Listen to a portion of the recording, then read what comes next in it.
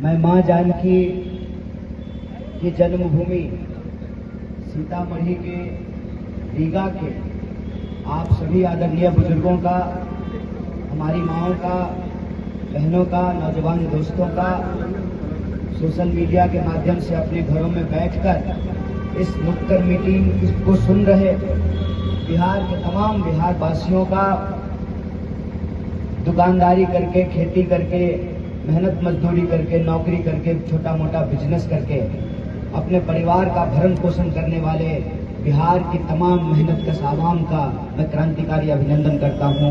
आपका दिल से आभार व्यक्त करता हूं कि हमारी जो यात्रा, बिहार के नौजवानों और छात्रों की यात्रा बापू के आश्रम पश्चिमी चंपारण के भिटिहरवा से जो शुरू हुई, बापू की कर्मभूमि से चल करके आज माता जानकी की जन्मभूमि मिथिला में इसका प्रवेश हुआ है। पूरे रास्ते में लोगों ने इस यात्रा को जो आशीर्वाद दिया, सहयोग और समर्थन किया, उसके लिए हम अपनी पार्टी की तरफ से आपका बहुत बहुत आभार व्यक्त करते हैं, आपको धन्यवाद कहते हैं। मैं ज्यादा आपका वक्त नहीं लूंगा। हमारी यात्रा सुबह 8:30 बजे झंडोत्तोलन के कार्यक्रम के साथ शुरू हो जाता है। 9:30 बजे से हम पैदल चलना शुरू करते हैं। पहला ब्रेक होता है टी ब्रेक, उसके बाद फिर वापस पैदल चलना शुरू करते हैं। फिर लंच होता है, प्रेस वार्ता होती है, स्थानीय लोगों से मिलते जुलते हैं, उनके दुख दर्द को सुनते हैं, समझते हैं, फिर पैदल चलना शुरू करते हैं और रात को, शाम को हमारी यात्रा समाप्त होती है। फिर अगले दिन इसी तरह का कार्यक्रम दोहराया जाता है। पिछले 5 दिन से हम लोग ये यात्रा कर रहे हैं। कल हमारी यात्रा का 1 दिन का ब्रेक है। 22 तारीख से पुनः मुजफ्फरपुर से हम लोग यात्रा को शुरू करेंगे। आज सीतामढ़ी जिले में हमारी यात्रा की समाप्ति हो गई।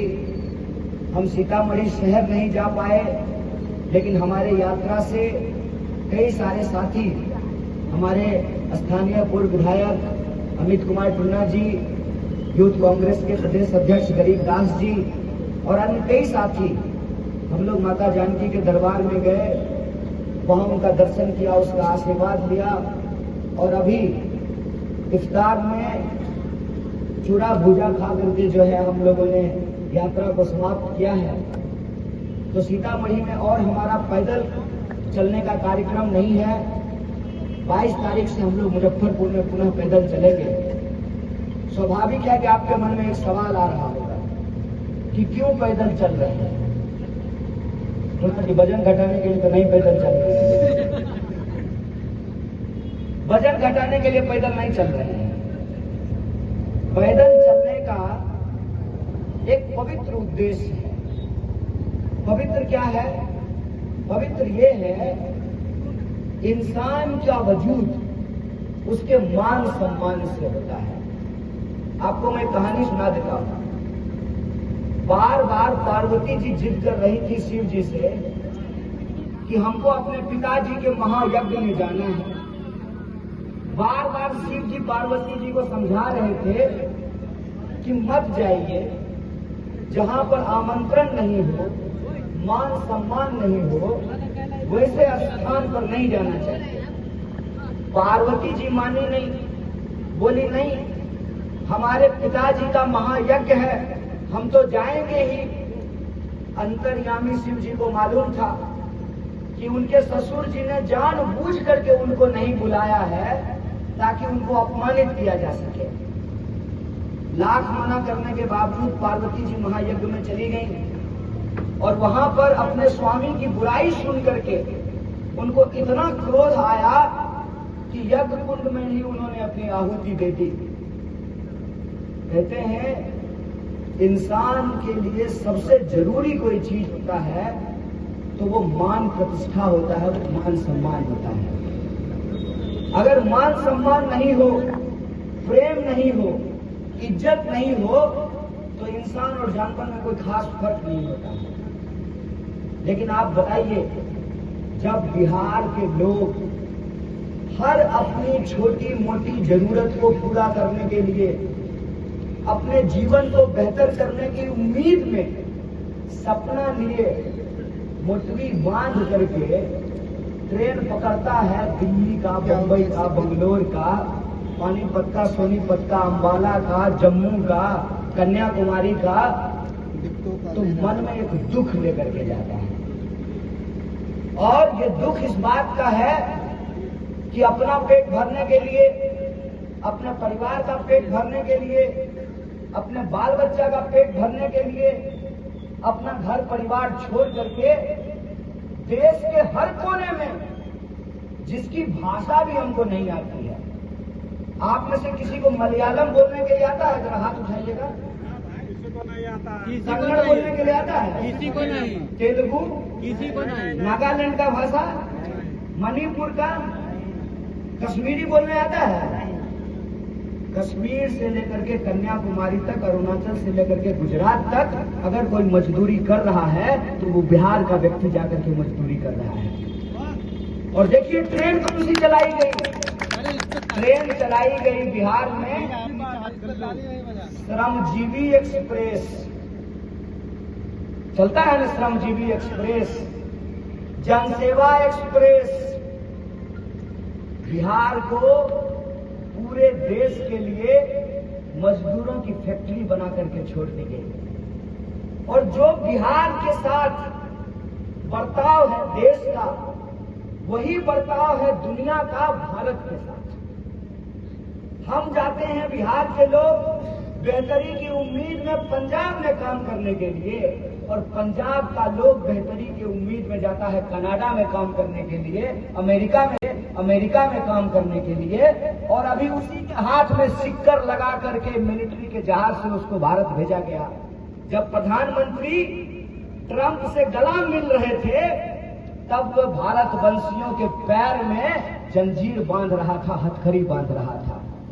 कहते हैं ना, अगर अपने घर में मान सम्मान नहीं हो, अपने खाते में अगर पैसा नहीं हो, अपने कोठी में अगर अनाज नहीं हो, अपनी तिजोरी में यदि गहना नहीं हो, अपने अलमीरा में बाप दादा का जमीन का कवाला का कागज नहीं हो, तो चौक चौराहा कोई कुर्सी नहीं देता है, कोई चाय नहीं पूछता है, कोई पानी नहीं पूछता है। अगर हम बिहार के लोग हैं तो हमको इस बात पे विचार करना पड़ेगा कि हमारी इस हालत के लिए कौन जिम्मेवार है। सरकार बड़े बड़े दावे करती है। सरकार कह रही है कि हमने शिक्षा व्यवस्था को बेहतर कर दिया। सरकार ने अभी जाति सर्वे किया है। सरकारी आंकड़ा मैं बता रहा हूं, 7% लोग भी ग्रेजुएट नहीं है बिहार में, 7% लोग भी। सरकारी आंकड़ा बताता है कि लोग और मुश्किल में फंसे हैं। सड़कों के अलावे बिहार में कुछ नहीं हुआ है। सड़क और पुल पिछले 20 साल में, इसके अलावे कोई एक नया बड़ा अस्पताल नहीं खुला, कोई एक नया बड़ा विश्वविद्यालय नहीं खुला, कोई एक नई बड़ी फैक्ट्री नहीं खुली। फैक्ट्री के नाम पे ये रीगा का चीनी मिल चालू हुआ है। कितना लोगों को रोजगार मिला? जरा हाथ उठाइएगा। तो एक हाथ अगर उठ गया तो माइक बंद करके उतर करके यहां से चला जाऊंगा। कितने लोगों को रोजगार मिला है? धोइना सुनिए आप, नौकरी आपको नहीं मिलेगा। कर्नाटक से भाजपा का नेता यहां फैक्ट्री खोलने के लिए आएंगे, लेकिन आपके बाल बच्चों को नौकरी नहीं मिलेगा। इस बात को याद रखिएगा। देश का गृह मंत्री का बेटा बीसीसीआई का सेक्रेटरी बनेगा, लेकिन आपके बच्चे को नौकरी नहीं मिलेगा। इस बात को याद रखिएगा। और ये मत सोचिए कि आपके बच्चों में योग्यता नहीं है। हमारे बच्चों में भी योग्यता है। हमको जब मौका मिलता है तो -25 डिग्री में रोड बनाते हैं, 45 डिग्री में जो है फैक्ट्री में काम करते हैं। तो हमारे अंदर मेहनत करने की क्षमता नहीं है, हमारे अंदर योग्यता सब नहीं है। सब कुछ है हमारे पास, लेकिन इस देश की राजनीतिक व्यवस्था, बिहार की राजनीतिक व्यवस्था इतनी सड़ गई है कि नेता अपने बाल बच्चों के बारे में सोचता है जनता के बाल बच्चों के बारे में नहीं सोचता है। यही हकीकत बन गई है। इसीलिए यह जो यात्रा निकली है, इसका एकमात्र उद्देश्य है कि हम इस मिट्टी पे जन्म लिए और इस मिट्टी की एक खुशबू है। कोई एक दिन का इतिहास नहीं है हमारा। भारत का इतिहास महान अशोक सम्राट के इतिहास के बिना अधूरा है। महान अशोक सम्राट इसी बिहार की भूमि पे पैदा हुआ है, इसी मिट्टी पे जन्म लिया है। मैं चंपारण से घूम करके आ रहा हूं। अगर मोहनदास करमचंद गांधी यहां नहीं आए होते, चंपारण नहीं पहुंचे होते, नीलहा विद्रोह में शामिल नहीं हुए होते, किसानों का आंदोलन नहीं हुआ होता, तो मोहनदास करमचंद गांधी महात्मा नहीं बने होते, राष्ट्रपिता नहीं बने होते, बापू नहीं बने होते। सिद्धार्थ चल करके आए नेपाल से, हिमालय की तराई से, गया के पीपल वृक्ष के नीचे बैठ करके उनको बुद्धत्व प्राप्त हुआ। सिद्धार्थ चल करके आए थे, बिहार ने उनको महात्मा बुद्ध बना दिया। ये इस मिट्टी की ताकत है।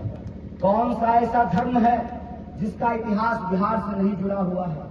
कौन सा ऐसा विद्रोह है जिसका इतिहास बिहार से नहीं जुड़ा हुआ है?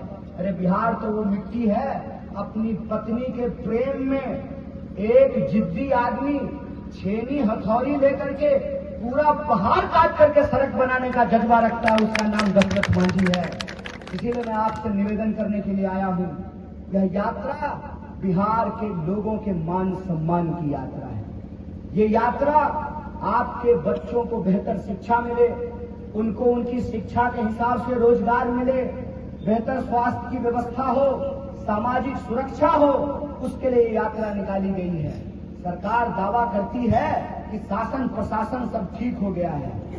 पीछे बहुत सारी हमारी महिला बहनें सिपाही का वर्दी पहन करके सुरक्षा में लगी हुई हैं। मैडम बुरा मत मानिएगा, थाना में घुसखोरी बंद हो गया है। सच बोलिए, नहीं बंद हुआ है ना? कौन ऐसा डिपार्टमेंट है जहां कमीशन नहीं चल रहा है, हमको बताइए। कौन सी ऐसी योजना है जहां बिना कमीशन का काम हो जाता है, हमको ये बताइए। यह अगर हकीकत है बिहार की, तो मैं कहता हूं ये वक्त है कि अगर वो अपने बाल बच्चों के बारे में सोचते हैं, हमको भी अपने बारे में सोचना चाहिए, अपने बाल बच्चों के बारे में सोचना चाहिए, शिक्षा और रोजगार के बारे में सोचना चाहिए, अपने मान सम्मान के बारे में सोचना चाहिए। इसीलिए इस यात्रा का एकमात्र उद्देश्य है कि बिहार के हर नागरिक को, सबको शिक्षा मिले, सबको काम मिले, हिंदू हो या मुसलमान हो, उसको बराबर का आत्मसम्मान मिले। यही इस यात्रा का उद्देश्य है कि अगर हम इस मिट्टी में पैदा हुए हैं तो इसी जन्मभूमि को कर्म भूमि बना करके हम यही मरना चाहते हैं। कम से कम अपने सम्मान से आधा पेट खा करके भी अपने गांव में रहेंगे तो इज्जत से रहेंगे, कोई बिहारी कह करके हमको गाली नहीं देगा। इसीलिए यह जो हमारी यात्रा है, इस यात्रा का नाम पलायन रोको नौकरी दो यात्रा है। और हम बिहार के नौजवानों की इस यात्रा में कांग्रेस पार्टी के कार्यकर्ता के नाते शामिल हुए हैं। और हमारा शामिल होने का उद्देश्य ये है कि जैसे कांग्रेस पार्टी आजादी के आंदोलन के देश को जो आजाद कराना चाहते थे, वो कांग्रेस के सिपाही बन गए और 200 साल की अंग्रेजों की गुलामी को समाप्त करके देश को आजादी मिली। देश में संविधान लागू हुआ, वोट का राज आया, अमीर गरीब का वोट बराबर किया गया, जूता पहनने वाले का भी वोट एक और खाली पैर चलने वाले का भी वोट एक किया गया। यह जो संविधान की ताकत थी, उस संविधान की ताकत के चलते देश इतना आगे बढ़ा, देश को तरक्की हुई, फैक्ट्रियां खुली, सड़कें बनी, स्कूल बना, अस्पताल बना, एम्स बना, IIT बना, IIM बना, हम चांद तक गए। यह जो देश की तरक्की हुई है, उस तरक्की को हमको आगे बढ़ाना है। यह जो हमको आजादी मिली है, इस आजादी को हमको बचाना है। इसीलिए जैसे आजादी के दौर में कांग्रेस पार्टी संघर्ष का एक मंच बनी, एक बार फिर से कांग्रेस पार्टी का स्टूडेंट विंग और यूथ विंग बिहार के नौजवानों और छात्रों के संघर्ष का मंच बनने जा रही है। अगर आप चाहते हैं कि आपके साथ कोई अन्याय हो रहा है, उस अन्याय से आपको मुक्ति मिले, तो आप इस यात्रा का हिस्सा बनिए। और आपने जो प्यार बरसाया है इस यात्रा को, यह प्यार और समर्थन बनाए रखिए। हम वादा करते हैं कि हमने अभी ये अंगड़ाई ली है, हम ये लड़ाई जीत करके रहेंगे, यह हमारा संकल्प है। और आज मैं रीगा में खड़ा होकर के यह बात बोलता हूँ दोपहर में जब हम प्रेस कॉन्फ्रेंस कर रहे थे तो रीगा नीली चीनी मिल के जो पुराने मजदूर थे उन्होंने आकर के अपना दर्द बयान किया।